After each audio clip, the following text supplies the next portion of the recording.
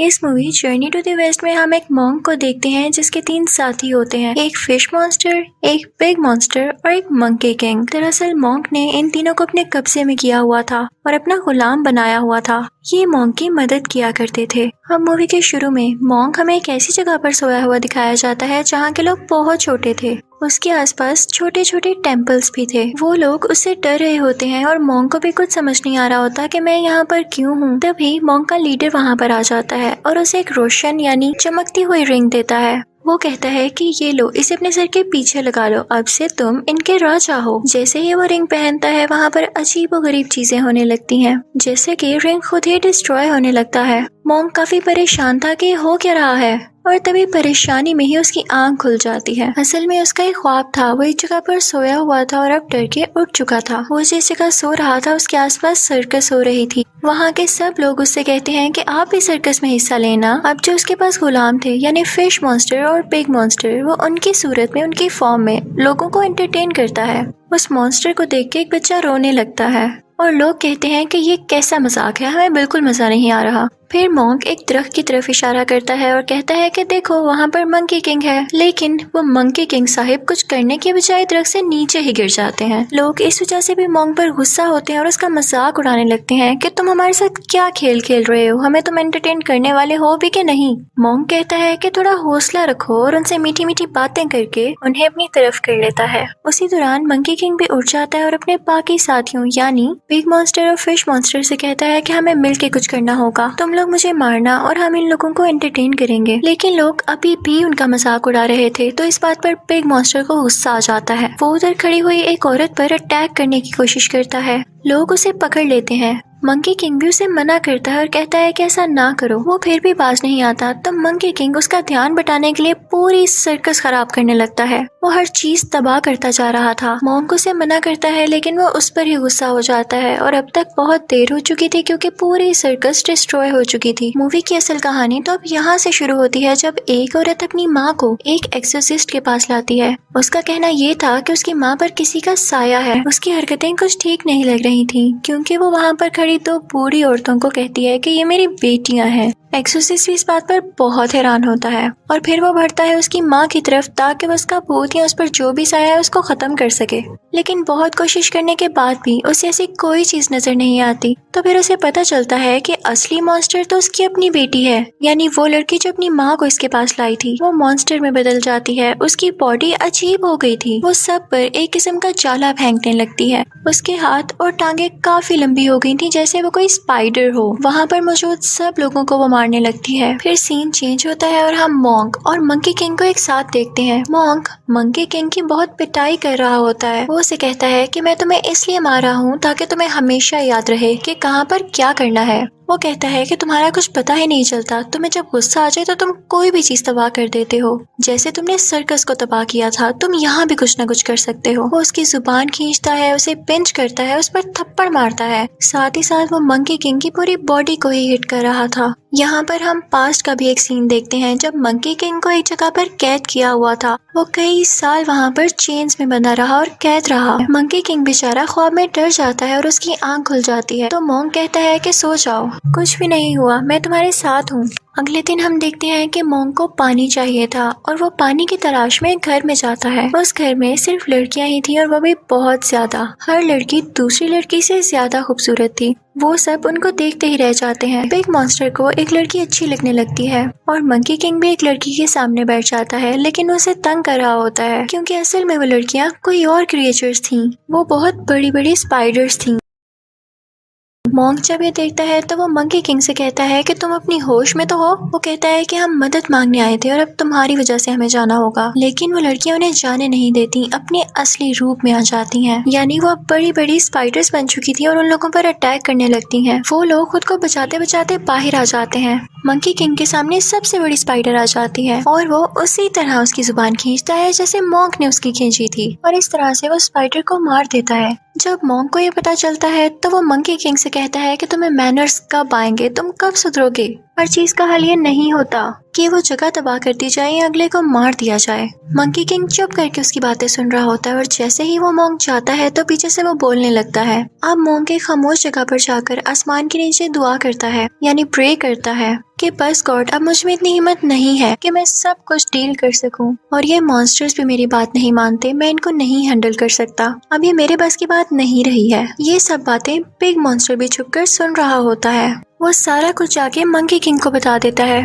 Monkey king को तो पहले ही गुस्सा था। वो कहता है कि जब मोंग हमसे खुश ही नहीं तो हम इसको मार देते हैं, तो वो उसे मारने के लिए आगे बढ़ता है। मोंग जब ये देखता है तो उसे रिलैक्स करने के लिए कुछ पढ़ने लगता है, लेकिन इस चीज का उस मंकी किंग पर अब कोई असर नहीं होता, क्योंकि वो अब उसकी गुलामी से आजाद हो गया था। अब वो उसका मजीद गुलाम नहीं था। मोंग उसे बचते बचाते दरख्त में फंस जाता है और उसे अपने काबू में करने की कोशिश करता है, लेकिन मंकी किंग अभी भी नहीं डरता उससे। तभी आसमान से कोई तेज रोशनी निकलती है, जिसे देखकर मंकी किंग डर के वहाँ से चला जाता है। दूसरी तरफ हम देखते हैं कि फिश मॉन्स्टर अपने असली रूप में आ चुका था, यानी वो एक बहुत बड़ी और एक खौफनाक फिश बन चुका था। ये सब उन स्पाइडर से लड़ाई के बाद हुआ। फिर हम देखते हैं कि मोंग अपने तीनों साथियों को लेकर किसी दूसरे मुल्क जाता है और वहाँ की रानी और राजा से मिलता है। उस मुल्क के लोग उन्हें देख के काफी हैरान हो रहे होते हैं, क्योंकि वो अजीबोगरीब मॉन्स्टर्स थे। रानी उनका बहुत अच्छे से वेलकम करती है। फिर वो लोग राजा से मिलते हैं तो राजा उन लोगों से कहता है कि हाँ, क्या लाए हो मेरी खिदमत में, मुझे किस तरह से एंटरटेन करोगे। तो मोंग और उसके साथी कहते हैं कि हम जानते हैं एंटरटेन करना, और ये कहते ही वो उसके सामने अजीबोगरीब हरकतें करने लगते हैं जो कि बिल्कुल भी फनी नहीं थी। राजा को ये देख के काफी गुस्सा आता है कि मुझे पागल बना रहे हैं। वो उन्हें अपने महल से बाहर निकाल देता है कि ऐसी हरकतें पागल करते हैं, अपना इलाज करवाओ जाकर। मोंग जब बाहर आता है तो उसे अपनी बहुत ज्यादा इंसल्ट फील होती है। वो मंकी किंग को फिर से मारने लगता है कि तुम लोग कोई काम ढंग से नहीं कर सकते हो, और फिर उसे एहसास होता है कि वो तो खुद था जो कि अजीबोगरीब हरकतें कर रहा था। तो वो खुद को कोसने लगता है कि मैंने हर बार मंकी किंग पर ही हाथ उठाया है। वो खुद को ही मारने लगता है और कहता है कि मैं आइंदा ऐसा नहीं करूंगा।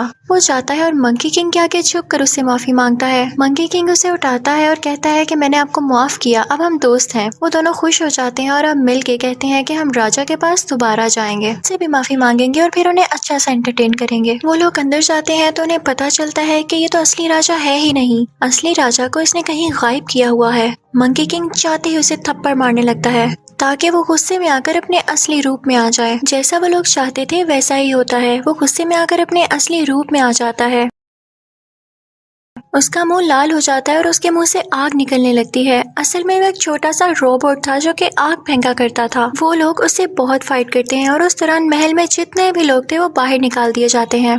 मंकी किंग क्योंकि बहुत गुस्से वाला था तो उसे बहुत जोर से हिट करता है, जिससे वो दूर जाके गिरता है। फिश मॉन्स्टर इस चीज का फायदा उठाते हुए अपने मुंह से बर्फ फेंकता है, जिसकी वजह से वो रोबोट फ्रीज हो जाता है। और फिर वो जाते हैं असली राजा की तलाश में। उस रोबोट मॉन्स्टर ने असली राजा को जमीन के नीचे कैद किया हुआ था। मोंग उस रोबोट राजा को कैद करके रानी को दे देता है और असली राजा को बचा लिया जाता है। असली राजा मोंग और उसके साथियों से बहुत खुश था और वो कहता है कि मांगो, तुम्हें क्या चाहिए। मोंग उसे कुछ नहीं मांगता तो असली राजा खुद ही उसे तोहफे में बहुत सारी लड़कियां दे देता है कि अब से ये तुम्हारी खिदमत किया करेंगी। मोंग कहता है कि नहीं, मैं इन सबको अपने साथ लेके नहीं जा सकता, पर हाँ, मैं ये चाहता हूँ कि इन सबको आजाद कर दिया जाए, रिहा कर दिया जाए। तो वो सब लड़कियां कहने लगती हैं कि नहीं, हम इसी जिंदगी में खुश हैं, हमें आजाद नहीं होना। लेकिन उनमें से एक लड़की खामोश होती है। राजा उसे अपने सामने बुलाता है और कहता है कि क्या हुआ। वो लड़की कुछ नहीं बोल रही होती तो राजा उसे गाने के लिए कहता है और कहता है कि इस गाने के साथ डांस भी करो। वो लड़की बहुत डरी हुई थी लेकिन वो वैसा ही करती है। वो बहुत नाजुक और प्यारी लड़की थी। वो राजा को पसंद आने लगती है और वो उसे अपने साथ ले जाता है, ये कहकर कि अब ये मेरे साथ रहेगी। लेकिन अब मोंग को भी दुख हो रहा था कि उसने इस लड़की को अपने साथ क्यों नहीं जाने दिया, उसने इसे वापस क्यों कर दिया।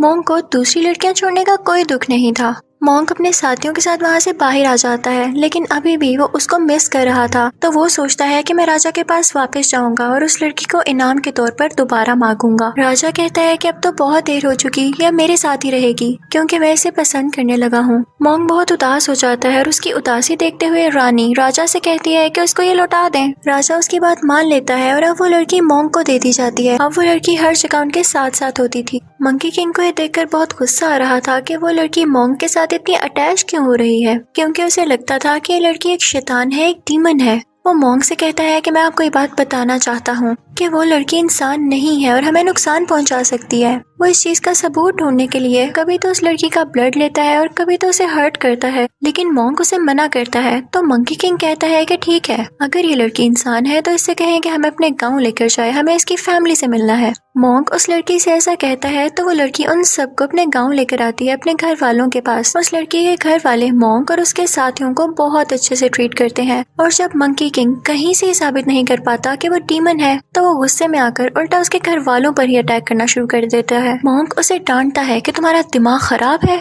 तुमने पहले भी एक लड़की को मार दिया जिसे मैं पसंद करता था। मंकी किंग ही सुनते ही वहाँ से चला जाता है और कहता है कि अब मैं लौट कर नहीं आऊंगा। अगले सीन में मॉन्क एक जगह पर उदास बैठा हुआ दिखाया जाता है। तभी वहाँ पर वो लड़की आती है और उसे पूछने लगती है कि आपको क्या हुआ है। तो मॉन्क उसको उस लड़की की बातें बताने लगता है जिसे वो पसंद किया करता था। वो लड़की उसकी बातें बहुत प्यार से और ध्यान से सुन रही होती है तो मॉन्क को इसमें वही लड़की नजर आने लगती है। वो दोनों भी बातें कर ही रहे होते हैं कि वहाँ पर फिश मॉन्स्टर और पिग मॉन्स्टर आ जाते हैं और मॉन्क को बताते हैं कि मंकी किंग बहुत गुस्से में आया हुआ है, वो हर जगह फसाद फैला रहा है, हर चीज तबाह कर रहा है और तो और उसने इस लड़की के माँ बाप को भी मार डाला और अब उसका अगला शिकार है ये लड़की। वो लड़की भाग के अपने गांव में जाती है और मंकी किंग भी उसके पीछे पीछे आ जाता है। वो उसे मारने ही वाला होता है कि तभी वहाँ पर मॉन्क भी आ जाता है। वो मंकी किंग से कहता है कि तुम्हें गलत फहमी हुई है, इस लड़की का कोई कसूर नहीं है, इसे छोड़ दो। वो लड़की मॉन्क के पीछे होती है। अब मंकी किंग मॉन्क पर ही अटैक करने आ रहा होता है। तभी वो लड़की मंकी किंग के पाँव पकड़ लेती है और कहती है कि ऐसा नहीं करो, इसको नहीं मारो। लेकिन मंकी किंग उस लड़की को हिट करता है जिससे वो दूर गिरती है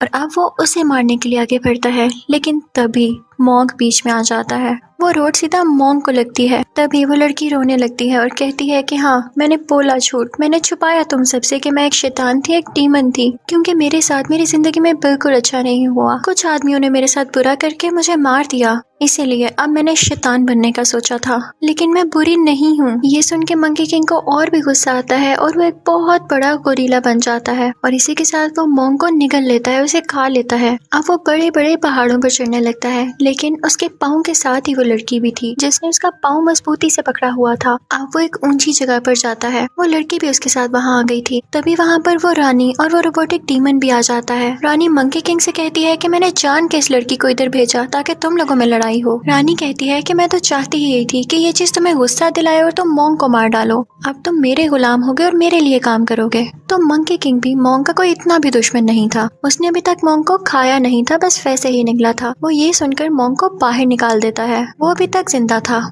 मॉन्क बाहर आकर रानी से कहता है कि क्या आप हमें बेवकूफ समझती हैं या आप समझती हैं कि इस दुनिया में सिर्फ आप ही एक अक्लमंद है। जिस तरह आपकी प्लानिंग थी इस तरह ये हमारी भी प्लानिंग थी। मंकी किंग शुरू से ही मेरी तरफ था और ये हमारा प्लान था कि वो वहाँ से नाराज होकर जाएगा ताकि आप लोगों पर ये इम्प्रेशन पड़े कि हमारी तो आपस में ही नहीं बनती। अब उन सब में फाइट शुरू होने लगती है और वो एक दूसरे का मुकाबला करते हैं। वो पिग मॉन्स्टर और फिश मॉन्स्टर उस रोबोटिक डीमन को दोबारा से वैसे फ्रीज करके तोड़ देते हैं और अब मॉन्क और उस रानी में लड़ाई चल रही थी। रानी फौरन से पानी में जाती है और बुढ़ा का स्टैचू बाहर निकाल लाती है। मंकी किंग भी उस पर मुसलसल अटैक कर रहा था क्योंकि वो जानता था कि ये एक डीमन है और बुढ़ा एक अच्छे इंसान थे और वो अपनी पावर कभी भी एक डीमन को नहीं दे सकते। मंकी किंग अपनी स्टिक निकालता है और पानी में चला जाता है, लेकिन जैसे ही वो पानी में जाता है उस जैसे दो स्टैचूज और बाहर आ जाते हैं और मंकी किंग पर अटैक करने लगते हैं। मंकी किंग को समझ नहीं आ रहा होता कि बुढ़ा उस डीमन की मदद क्यों कर रहा है। वो बहुत ज्यादा जख्मी हो जाता है, लेकिन तभी एक बड़ा सा हाथ पानी से बाहर आता है जो कि रियल यानी असली बुढ़ा का था। वो उन तीनों स्टैचूज को डिस्ट्रॉय कर देता है और मंकी किंग की जान बचा लेता है। उन स्टैचूज के डिस्ट्रॉय होने के बाद वो रानी मंकी किंग के हाथ में आके गिरती है तो तब बुढ़ा की आवाज आती है कि अब सुधर जाओ। उस रानी को कुछ होने लगता है और वो अचानक से एक गोल्डन ईगल में बदल जाती है जो कि उसका असली रूप था और फिर बुढ़ा उसे अपने साथ ले जाते हैं। दूसरी तरफ हम देखते हैं कि वो प्यारी लड़की जो कि डीमन थी और मॉन्क के साथ थी, वो पूरी तरह से इंजर्ड हो चुकी थी और वो मरने ही वाली थी। तभी वो मॉन्क से कहती है कि तुम मुझे रिहा कर दो, इस दुनिया से आजाद कर दो क्योंकि मैं एक डीमन हूँ। तो मॉन्क इस दुनिया की और उसकी भलाई के लिए उसे आजाद कर देता है, जिसके बाद वो गायब हो जाती है। इस मूवी के एंडिंग सीन में हम देखते हैं कि वो चारों एक सहरा में कहीं जा रहे होते हैं। तभी मॉन्क मंकी किंग में उस लड़की को देखता है जिसे वो पसंद करता था, क्योंकि मंकी किंग के सर पर जो बेल्ट थी वो उसी लड़की की थी। वो उसे वो बेल्ट मांगता है लेकिन मंकी किंग उसे नहीं देता और इसी तरह ये लोग शरारतें करते हुए एक दूसरे से लड़ते हुए चलते रहते हैं। इसी के साथ ये मूवी भी एंड हो जाती है। Thank you for watching.